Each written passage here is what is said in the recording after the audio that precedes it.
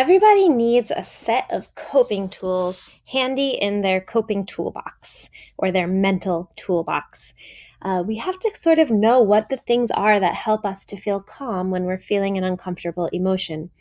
It is important that we do this because when we start to actually experience uncomfortable emotions, our prefrontal cortex in our brain no longer functions properly. So when you're already worked up, feeling angry or anxious or sad, it's almost impossible to really think in those moments clearly. So to think ahead of time and come up with a list of things that you know work for you is a really great idea. This way, when you start to feel uncomfortable, you already know the things that you can lean on to help support you through your difficult emotion. There are so many different coping tools out there, and these are just some of them. There's plenty if you want to do a search for top coping tools for kids. There's a lot of different information out there that could give you some ideas to help you. I actually like the idea for your wellness plan of exploring some different coping tools and making a list of 5 of them. I like having 5 different options because depending on where you are when you start to feel an uncomfortable emotion, you'll need to choose a coping tool that's appropriate. So, for instance, if you're sitting in the middle of class and you start to feel anxious, climbing a tree might not be the appropriate coping tool at that moment.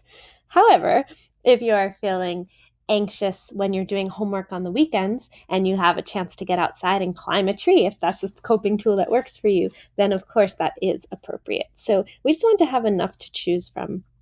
The ones on here, there are plenty that I think you might be interested in.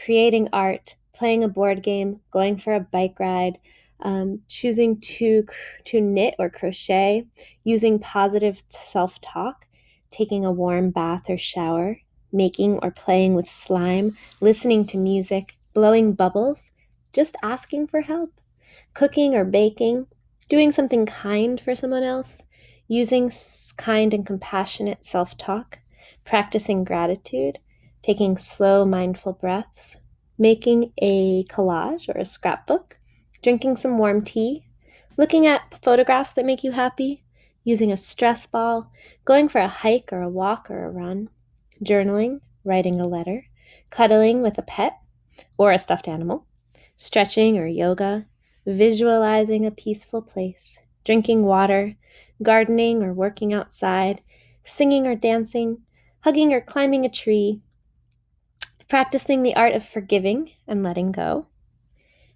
organizing or cleaning a room, getting a hug or giving a hug, playing with a ball or sports, smiling, laughing, exercise, playing outside, trying to learn something new, crying so you can let it out, eating healthy foods, using aromatherapy like lavender scents, reading a book, building something, creating origami, exploring or discovering treasures in nature, getting plenty of sleep, maybe taking a nap, finding a way to help the earth, jumping on a trampoline, doing a puzzle. These are all excellent suggestions. A lot of times our body needs to release the emotion from within. And by doing that, you can do it with words, by talking or making a sound.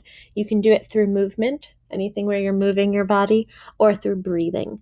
So these are many different suggestions of things that incorporate all 3 of those ideas. So my suggestion to you is find 5 that work for you most of the time so that you have them handy in your toolbox and you can use them next time you are feeling an uncomfortable emotion. We always want to have our tools ready. So go through these. If you can find 5 you like, excellent. If you need to do a little more research, you can go ahead and do that and try some of these out and find your 5 favorite coping tools. Have them handy and ready to go. Can't wait to hear what you choose.